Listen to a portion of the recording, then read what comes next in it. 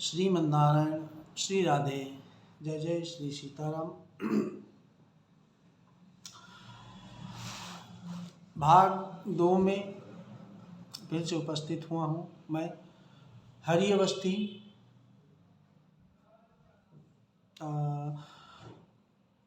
आज हम लोग फिर पुनः बात करेंगे भगवान सत्यनारायण की कथा। आज दूसरे अध्याय में हम लोग प्रवेश करेंगे। और इससे पहले फिर से एक निवेदन कि जिन लोगों ने इस चैनल को सब्सक्राइब नहीं किया है वो लोग प्लीज़ इस चैनल को सब्सक्राइब करें, लाइक करें और कमेंट कर बताएं हमको कि हमारा प्रयास कैसा है, किस प्रकार से और इसको बेहतर बनाया जा सकता है और अच्छा बनाया जा सकता है। हमको आगे के वीडियो के लिए मोटिवेशन करेंगे। जो कमियां हो रही हैं या कुछ विशेष अपने मन में, तो कमेंट कर आप लोग इसमें सूचित करें। तो हम लोग दूसरे अध्याय में प्रवेश करेंगे। श्रीमन्नारायण भगवान का, नारायण का नाम लेते हुए दूसरे अध्याय में हम लोग प्रवेश करेंगे। श्रीमन्नारायण नारायण नारायण, श्रीमन्नारायण नारायण नारायण, लक्ष्मी नारायण नारायण नारायण, लक्ष्मी नारायण नारायण नारायण, ब्रह्मा नारायण नारायण नारायण,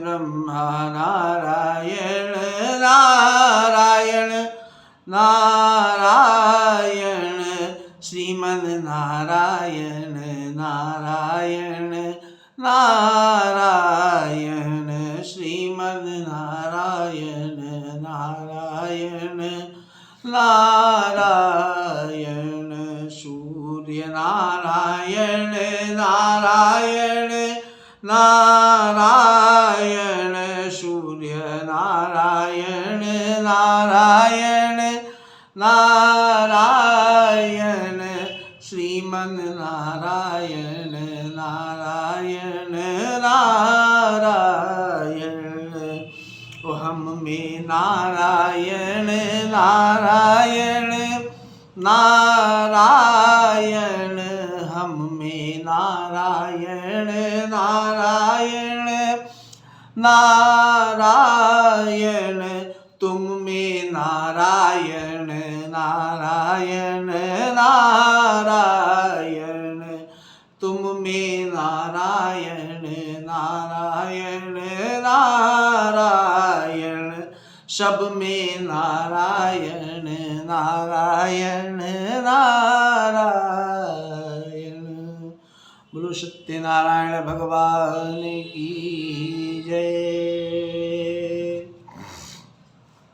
श्री नारायण और भगवान का यह पवित्र संवाद शौनकादि ऋषि वृंद ने सुना सुरुचि सहाद।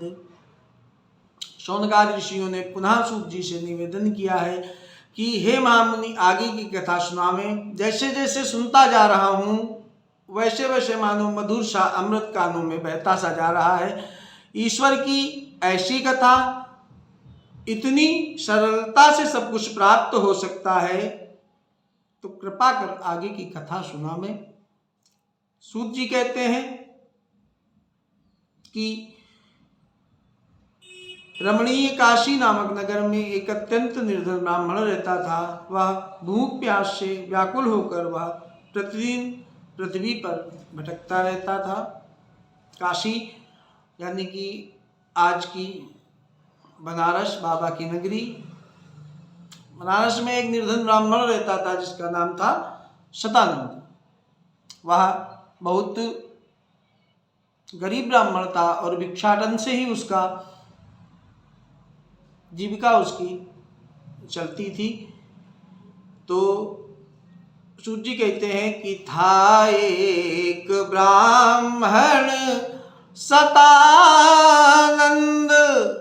था एक ब्राह्मण सतानंद, जो दुख में समय बिताता था एक ब्राह्मण शतानंद, जो दुख में समय बिताता था, करके भी भिक्षा प्रत्यनित्य, करके भी भिक्षा प्रत्यनित्य, भर पेट अन्न नहीं पाता था, करके भी भिक्षा प्रत्यनित्य, भर पेट अन्न नहीं पाता था। सूत जी कहते हैं कि बहुत निर्धन ब्राह्मण शतानंद भिक्षाटन करता था और इतनी भिक्षा भी उसको रोज नहीं मिलती थी कि वो अपना जीवन यापन कर सके। बहुत दुखी रहकर वह अपना जीवन यापन कर रहा था। भगवान की प्रार्थना करना, भगवान की पूजा करना, यही उसका कार्य। और केवल 5 घरों में भिक्षा मांगना, भिक्षाम देहि भिक्षाम देहि भिक्षाम देहि। उन 5 घरों में अगर भिक्षा नहीं मिलती तो वह भूखे ही सो जाता। तो अत्यंत बहुत मुश्किल से उसका जीवन यापन हो पा रहा था। ऐसे में उस ब्राह्मण को चाहने वाले भगवान ने उस पर कृपा करनी चाहिए। अच्छा, भगवान कृपा करते कब है हम पर?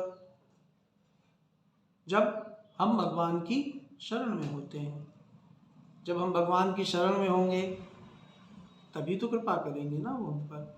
ऐसे कैसे करेंगे? ब्राह्मण को तो भगवान बहुत चाहते हैं, क्योंकि ब्राह्मणों के लिए कहा गया ना, ब्राह्मणोऽस्य मुखमासीत् बाहुराजन्यः कृतः ऊरु तदच्यद वैश्यः पद्भ्या गुं शूद्रो अजायतः। वेदों ने कहा है कि ब्राह्मण जो है वो भगवान का मुख है। ब्राह्मण जो है वो भगवान का मुख है। इसीलिए जो भोजन कराया जाता है वो विप्र को ही कराया जाता है। विप्र को ही भोजन करावे ना। विप्र जीवाई देहि बहुदाना। विप्र को भोजन कराएं और उसको दान दें। यही कह रही है ना हमारी रामचरितमानस भी। और भगवान तो स्वयं आए ही हैं ब्राह्मण और पृथ्वी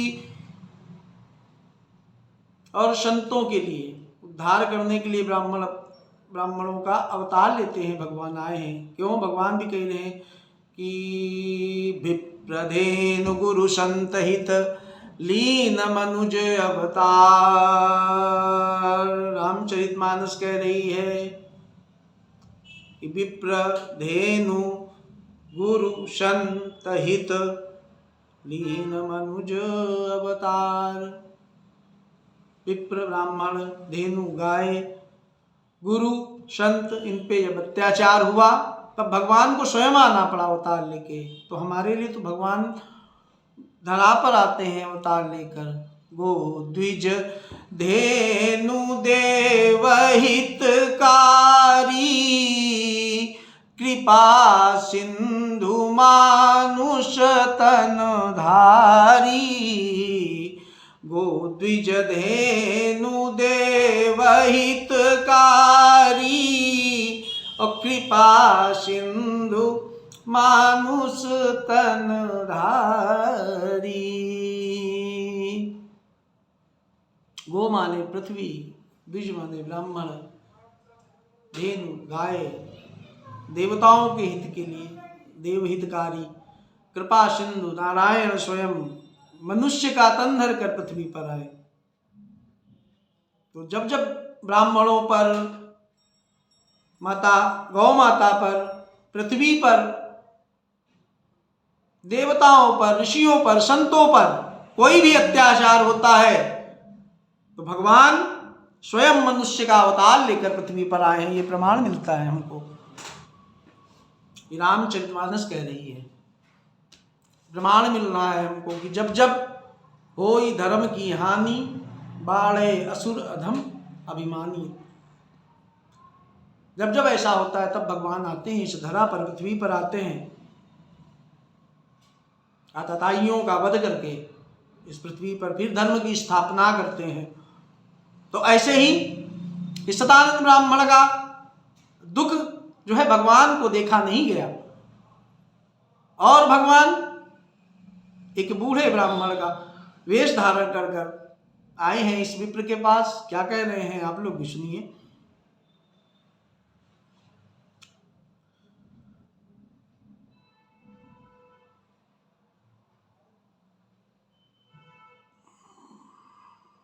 शतानंद कहने लगे, शतानंद कहने लगे, हो कर बहुत उदास भिक्षा लेने जा रहा मैं धनिकों के पास।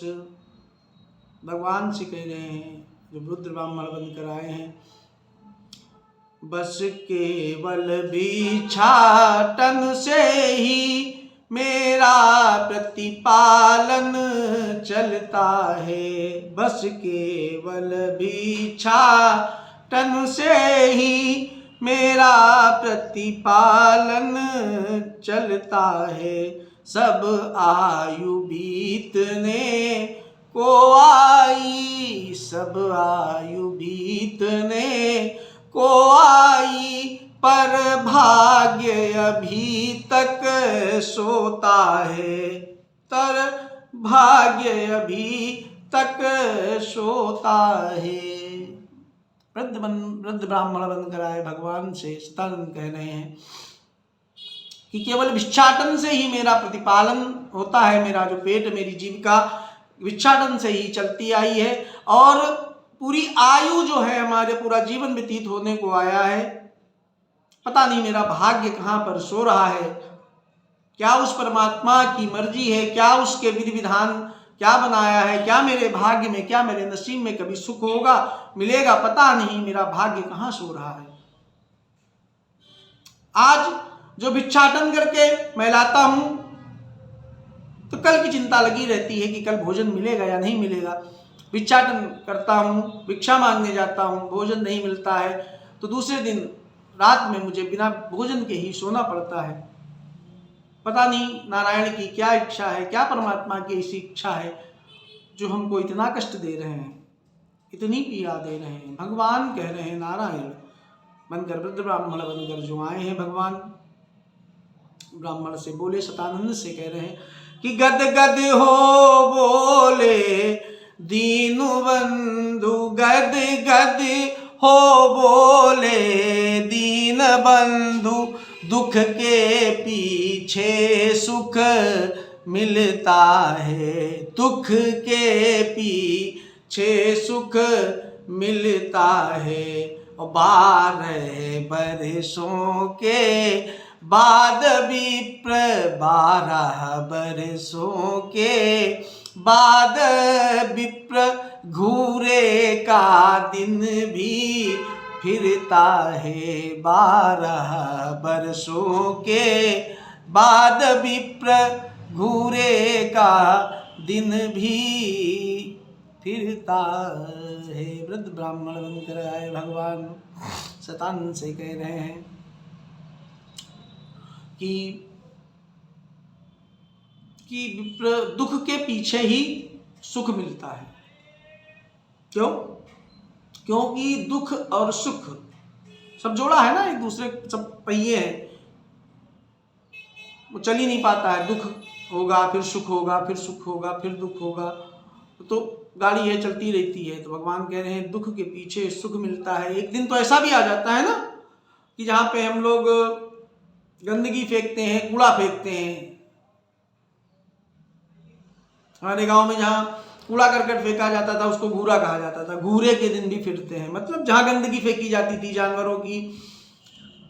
जानवरों का गोबर फेंका गया, वहां पे इकट्ठा हुई, खाद बन गई, फिर वो चली गई ना। तो बताते हैं कि एक दिन 12 वर्षों के बाद विप्र घूरे के दिन भी फिरते हैं। जहाँ पे गंदगी फेंकते हैं उस जमीन की भी कीमत बढ़ जाती है। पता चला जहाँ कूड़ा फेंका जा रहा था वहां कोई मंदिर बन गया सुंदर, वहां से मत्था टेकने जा रहे हैं, भगवान को प्रणाम कर रहे हैं। तो किस भूमि, किस व्यक्ति का कब भाग्य उदय हो जाए, कब नारायण उन पर कृपा कर दें, कब तो कोई जानने वाला नहीं है। इसलिए कभी को किसी को भी ना किसी को छोटा और ना ही कभी किसी को बड़ा आंकना चाहिए। क्यों? पता नहीं नारायण की कब ऐसी कृपा हो जाए, कब क्या हो जाए उन पे कि रातों रात उनको कहाँ से कहाँ पहुंचा देंगे।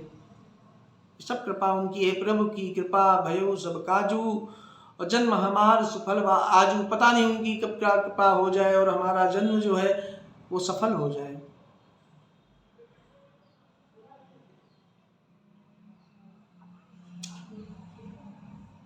और फिर वो जो वृद्ध ब्राह्मण बनकर आए हैं, निर्धन ब्राह्मण शतानंद जी से कह रहे हैं कि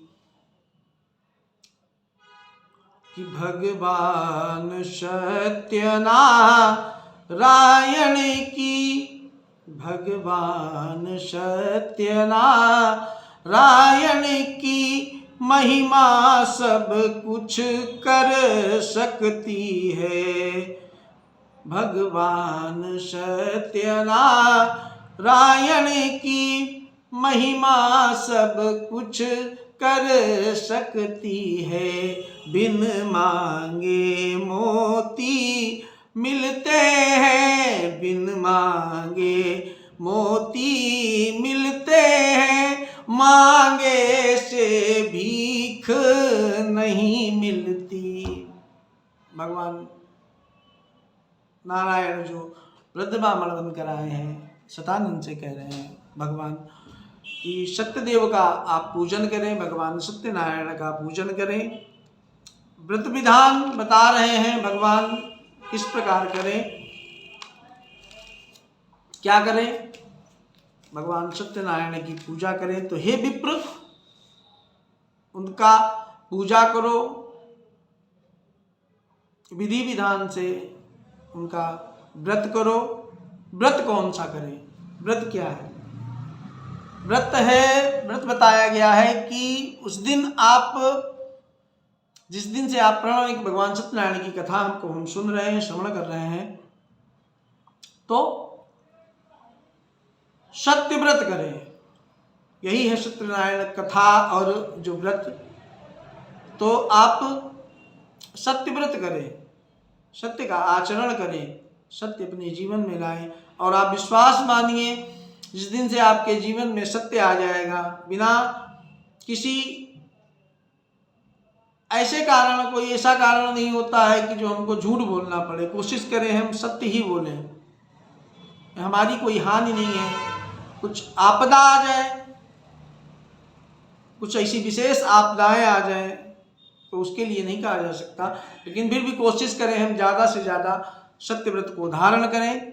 वही है सत्यव्रत। सत्यनारायण की कथा को सुने और सत्यव्रत धारण करें, सत्य का आचरण अपनाएं, अपने सत्य को अपने जीवन में लाएं। अगर सत्य आ गया आपके घर में तो नारायण आ गए। भगवान विधि बता रहे हैं और वृद्ध ब्राह्मण बनकर विधि विधान बताया है। वृद्ध ब्राह्मण बनकर जो आए नारायण, उन्होंने विधि विधान बताया है किस प्रकार से सत्यदेव का पूजन करें। सत्यव्रत बताकर वृद्ध ब्राह्मण बनकर आए भगवान अंतर ध्यान हो गए। और शतानंद ने आज यह संकल्प किया कि आज जो कुछ भी मुझे दान मिलेगा, जो भी भिक्षा मिलेगी मुझे, उससे मैं भगवान सत्यनारायण का व्रत करूंगा और पूजन करूंगा। ऐसा मन में विचार कर कर शतानंद भिक्षा के लिए निकले हैं। उस दिन मानो कि प्रभु की ऐसी कृपा हुई कि जहाँ शतानंद को एक दूर से भगाया जाता था, कोई नहीं है नहीं कोई, चलो जाइए यहाँ से, जाइए दूसरा घर देखिए जाके, कुछ नहीं मिलेगा। और आज ऐसी सत्यनारायण भगवान की कृपा हुई है, ऐसी अनुकंपा हुई है उन पर कि मानो कि शतानंद का इंतजार हो रहा है। आज शतानंद का इंतजार हो रहा है कि शतानंद आए और हम उनको दान दें और उनको हम दक्षिणा दें, उनको भिक्षा दें। आज जो उनके घर है, आज उनका इंतजार हो रहा है, लोग भर भर के देना चाह रहे हैं। आज शतानंद गए, उस दिन नारायण की कृपा से उनको बहुत दान मिला। तब वह प्रसन्न होकर अपने घर आए और दूसरे दिन भगवान सत्यनारायण की कथा की, सत्यव्रत का पालन किया, सत्यदेव का पूजन किया। भगवान सत्यनारायण की कथा सत्यव्रत करने से महाराज शतानंद पर बड़ी कृपा हुई है और वह ब्राह्मण फिर शतानंद बहुत संपन्न हुए, धनाढ्य हुए, बहुत कर्मकांडी हुए, उनका नाम हुआ। जैसे आज क्या होता है कि जब तक हम पर कृपा नहीं होती है तब तक अरे पंडित जी को कोई जानने वाला नहीं है, आज कौन इनके पास जाएगा, कौन पूछेगा, क्या करेगा, कोई नहीं। लेकिन उस दिन के बाद शतानंद के ऊपर वह कृपा हुई नारायण की कि किसी को भी कुछ कराना है तो अरे नहीं, शतानंद से कराएंगे। बहुत योग्य ब्राह्मण है, बहुत जानकार है वो, और अपने कार्य में मनमज्ञ है, बहुत अच्छा कार्य कराते हैं।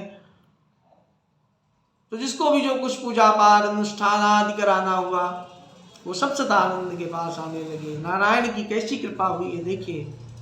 ऐसी कृपा हुई कि जो शतानंद को कुछ देने में संकोच करते थे और भगा दिया करते थे कि नहीं जाओ दूसरा घर देखो जाके, भगवान सत्यनारायण की ऐसी कृपा हुई कि किसी को भी कुछ भी कराना है, छोटा सा अनुष्ठान कराना है, बड़ा सा अनुष्ठान कराना है, कुछ दान करना है, बड़ा दान करना है, छोटा दान करना है, वो सब शतानंद को ही करेंगे। क्यों? कि नारायण की कृपा हुई है उन पर, ऐसी कृपा हुई उन पर, धन धान से भरपूर हो गए। और उधर सूत जी कहते हैं कि और अब क्या बखान करूं मैं नारायण की कथाओं का, कि उनकी तो महिमा ऐसी है कि उनका महिमा का बखान नहीं किया जा सकता है। तब शौनकादि ऋषियों ने फिर निवेदन किया है कि महाराज इन ब्राह्मण से सुनकर और इसको, इस सत्यव्रत को और किसने किया है वह जानने की हमारी इच्छा है, कृपा कर बताएं, आगे की कथा सुनाएं। बड़ा आनंद आ रहा है, ऐसा लग रहा है कि मतलब कुछ ना करके भी सब कुछ प्राप्त हो रहा है। इतने कम परिश्रम से थोड़ी सी पूजा करने मात्र से इतना कल्याण हो रहा है अगर मनुष्यों का, तो वह कथा हम सुनना चाहते हैं। सूत जी बोलते हैं अच्छा ऋषियों, आगे की कथा सुनाते हैं, सभी उत्तम ऋषि श्रवण करें। यही ब्राह्मण शतानंद पर्याप्त धन आ जाने के कारण धनाढ्य हो गया, धनी हो गए शतानंद महाराज। और एक दिन भगवान सत्यनारायण की कथा कर रहे थे कि इतने में ही एक लकड़हारा वहां से गुजर रहा था।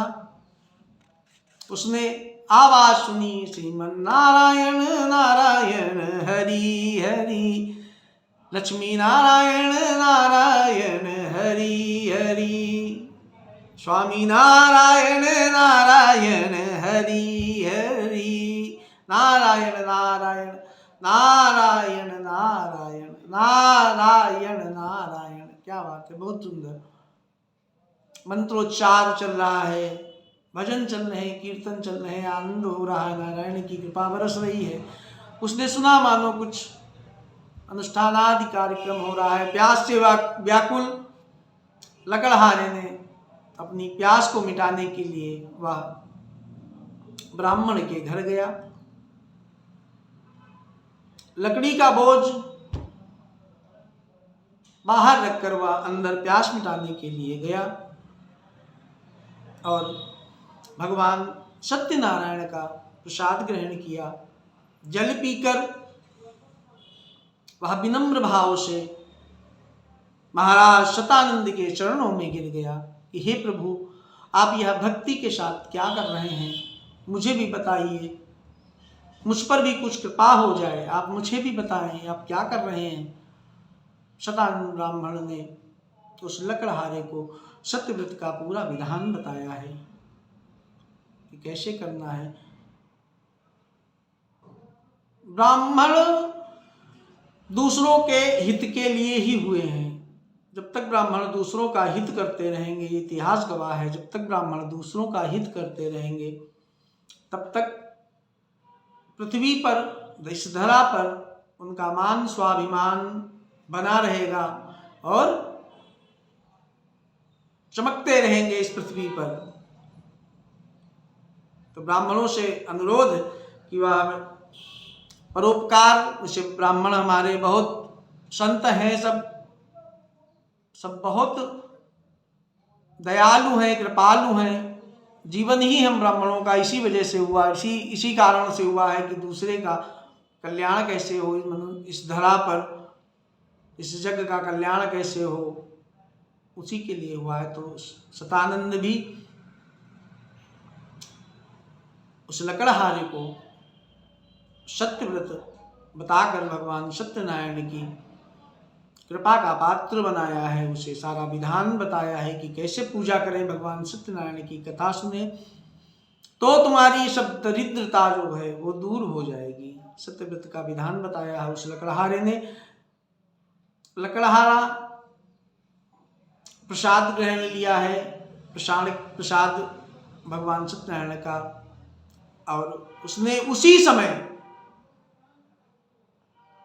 जैसे ही शतानंद ने बताया, जैसा विधान जो भी बताया, उस लकड़हारे ने वही संकल्प लिया कि आज जो कुछ भी मुझे इन लकड़ियों की जो भी कीमत मिलेगी, आज मुझे जो भी परमात्मा देगा, मैं उससे भगवान सत्यनारायण का व्रत करूंगा, पूजन करूंगा। ऐसा संकल्प लिया है उसने उसी समय पर। संकल्प बताते हैं कि एक चीज और बता दें आप लोगों को, संकल्प होते हैं 3 प्रकार के, मनसा, वाचा और कर्मणा। तो आज लकड़हारे ने कौन सा संकल्प लिया?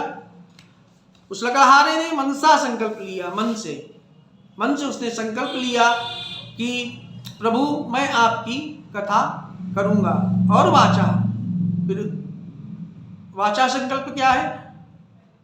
मन में संकल्प लिया उसने, और वाचा संकल्प है कि हम फोन उठाते हैं आज के समय में, या पंडित जी को, जिस समय हम पंडित जी को फोन लगाया और उनसे बोला कि महाराज ऐसा है कि हम फला तारीख को ये कथा करेंगे, ये हो गया वचन से। और फिर जब हम कथा करने बैठे हैं और पंडित जी बोल रहे हैं ओम विष्णु विष्णु विष्णु हनुमान परमात्मा श्री पुराण पुरुषोत्तमस्य, जल दिलाकर वो हमको जब संकल्प दिला रहे हैं, तो वो हो गया कर्मणः संकल्प है, वो कर रहे हैं। तो मनसा संकल्प लेकर लकड़हारा निकला और धनवान लोगों की बस्ती में गया।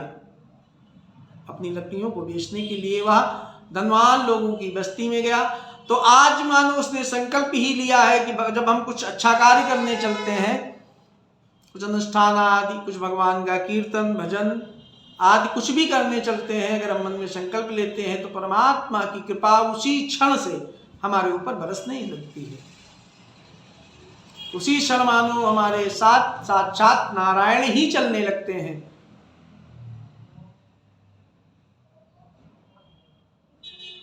कि इसने संकल्प लिया है तो इसका संकल्प मैं पूरा कराऊंगा।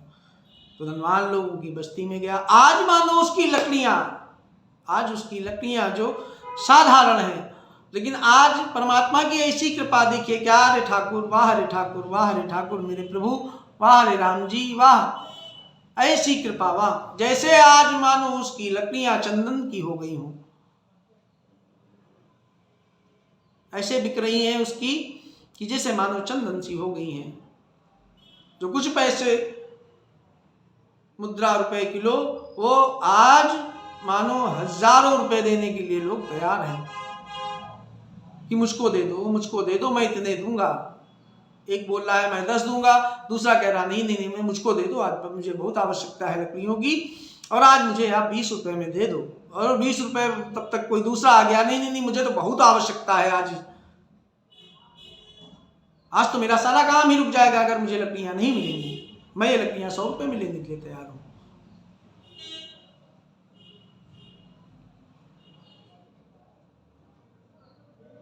सौ गुना ज्यादा कीमत से उसकी लकड़ियां बिकी उस दिन।